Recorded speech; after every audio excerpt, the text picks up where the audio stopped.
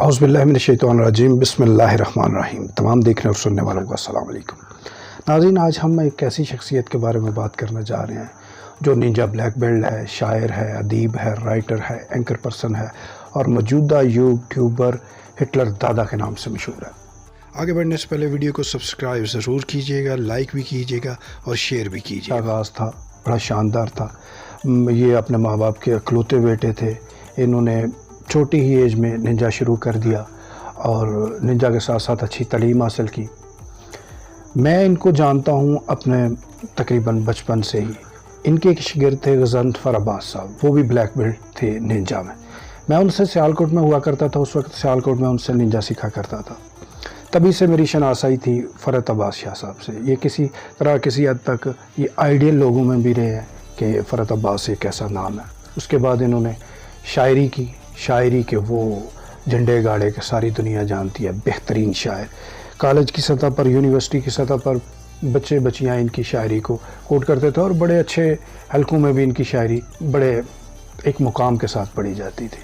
इनका एक बड़ा अच्छा नाम था।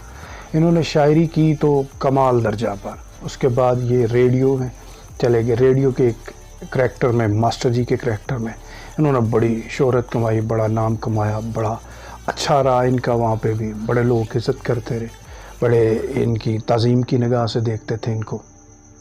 इन्होंने उसके साथ साथ शायरी, रेडियो, उसके साथ फिर एंकर पर्सन भी बन गए। बड़े चैनल्स पे ये इन्होंने एज़ एंकर भी जॉब की और मुआशरे में एक बड़ा अच्छा नाम बनाया।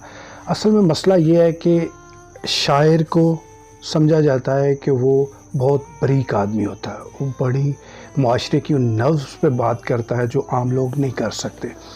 वो किसी के जज्बात को, मुआशरे की अक्कासी को अल्फाज की सूरत में बयान करता है और लोगों के सामने वो चेहरा लेके आता है, और वो हर बंदा नहीं कर सकता। वो बड़े हसास लोग होते हैं।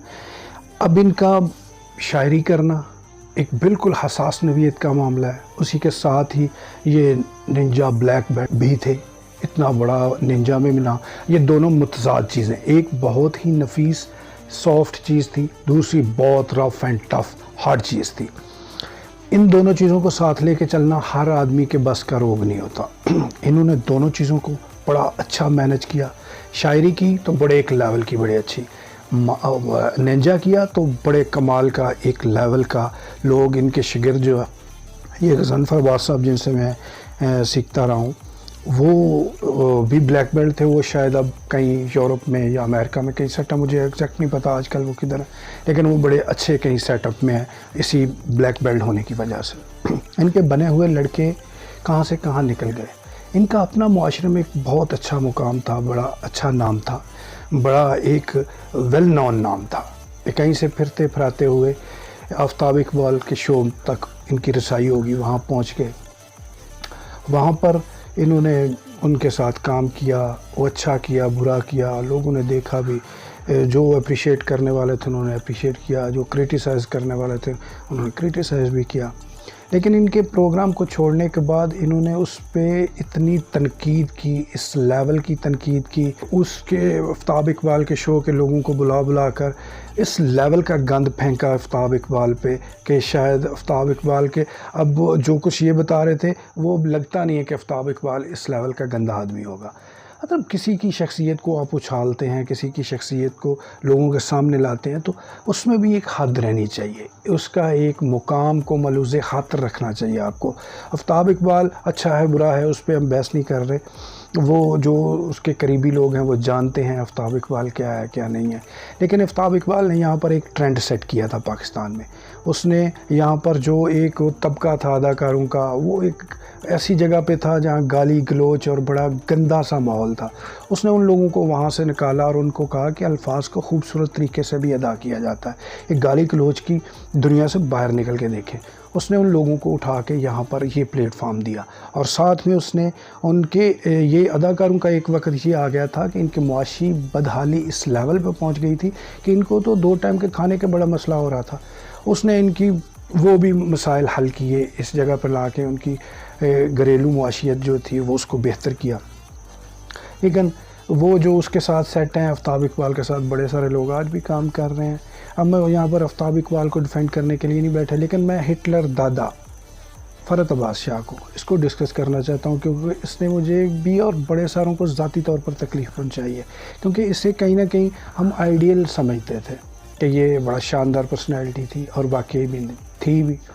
اس بندے نے پھر جب یہ ہٹلر دادا کا یوٹیوب کا کیا چینل شروع، اس پہ وہ گند مارا ہے، اس لیول کی خباستیں گولی ہیں، وہ اتنے نچلے لیول پہ آ کے وہ بات کرتا ہے کہ شاید اس کا لیول نہیں ہے۔ یار پڑھا لکھا آدمی ہے، اتنا مطلب اس لیول کا شاعر ہے، اگر اس نینجا کی فیلڈ میں رہا تو اتنا اچھا یہ پلیئر تھا، اس سے یہ ایکسپیکٹ نہیں کر رہے تھے لوگ۔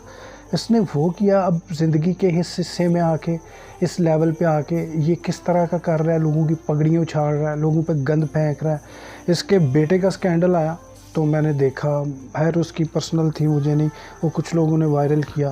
وہ بھی بیٹا بھی بڑا یوٹیوبر تھا، اس کے بھی بڑے ملینز میں فالوور تھے، سبسکرائبر تھے، تو اس کا جب وائرل ہوا تو اس کی میں نے انٹرویو دیکھا، بڑی بے بسی میں، ایک باپ جتنا بے بس ہو سکتا ہے، اور جس کرب میں یہ انٹرویو دیا اور اس نے اس سے اپنی لا تعلقی کا اظہار کیا، مجھے بھی افسوس ہوا کہ یار اس کے بیٹے نے بھی اس کے ساتھ زیادتی۔ لیکن اس کے ساتھ ساتھ میں سوچ رہا تھا کہ اس میں کہیں نہ کہیں فرحت شاہ کا اپنا بھی قصور ہے، اس نے کہیں نہ کہیں وہ لوپ ہول چھوڑا ہے کہ اس کا بیٹا اس کے ہاتھ سے نکل گیا، اس نے اس پہ توجہ نہیں دی، اور وہ میں سمجھتا ہوں کہ فرحت عباس شاہ ان کی اپنی پرسنالٹی کا بھی قصور ہے کہ یہ کبھی بھی کسی چیز کو بھرپور فوکس نہیں کر سکے۔ اپنی اولاد میں بھی وہ بچہ ہاتھ سے نکل گیا، اس نے پھر اس کے بعد جو اس نے ویڈیوز وائرل کی اپنی یوٹیوب پہ اپلوڈ کی، اس میں بڑی عجیب عجیب سٹیٹمنٹیں دی اس نے کہ میں یہ ہوں وہ ہوں، وہ اپنے باپ کو بھی لتاڑ گیا۔ خیر، لیکن یہ کہیں نہ کہیں فرحت عباس شاہ جی آپ کا اپنا قصور ہے، آپ نے کہیں نہ کہیں ایسے معاملات چھوڑے ہیں۔ اگر آپ کا وہ دیکھیں، مجھے آپ پہ وہ اس وقت نہ ترس کو ہمدردی ٹائپ تھا آپ کے ساتھ، لیکن آپ یوٹیوب پہ یہ ہٹلر دادا کے نام پہ کر رہے ہیں، انتہائی شرم والی بات ہے، بہت شرمندگی والی بات ہے، آپ کو یہ سوٹ نہیں کرتا، آپ کی شخصیت سے میچ نہیں کرتا۔